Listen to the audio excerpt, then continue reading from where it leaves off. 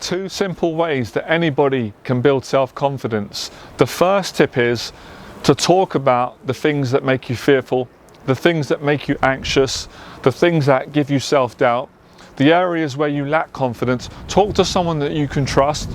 Talk to someone that's not going to be judgmental. Talk to someone that will listen. It can be a friend.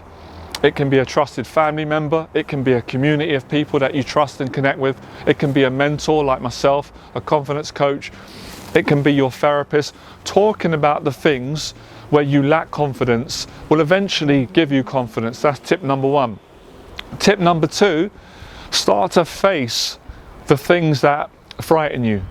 Do the things that you are anxious about doing. Do the things that you don't have much confidence doing. And if you practice these two tips, you can do them simultaneously. You're eventually going to have confidence. The more you do something, the more confident you become, the less anxious you become, the less you overthink, and the more it becomes second nature.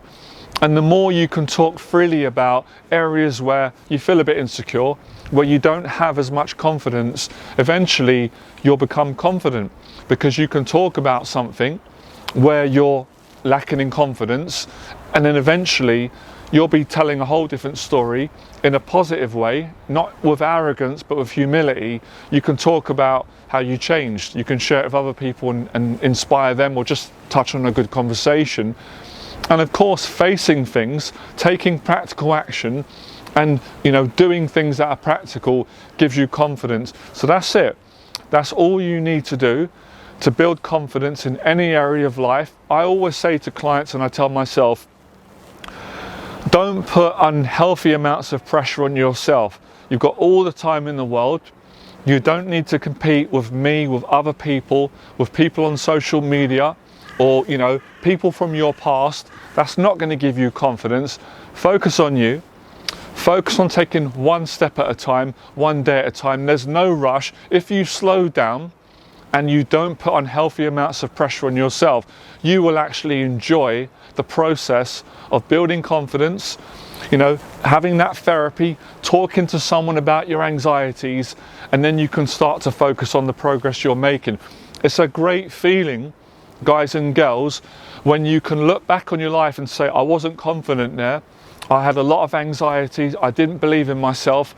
I had a lot of self-doubt.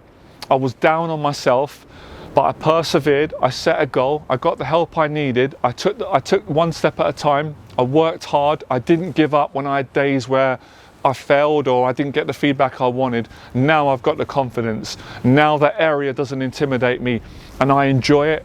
I feel good about myself, and if I want, I can encourage other people. I can share my story, or just really appreciate where I was and where I am now. So it's a wonderful, beautiful thing when you come from not having confidence in a certain area, or in all areas of life, and you've worked hard, you've put the effort in, you've also appreciating the help that you've got from experts or professionals or friends or family or an online community or a community in person.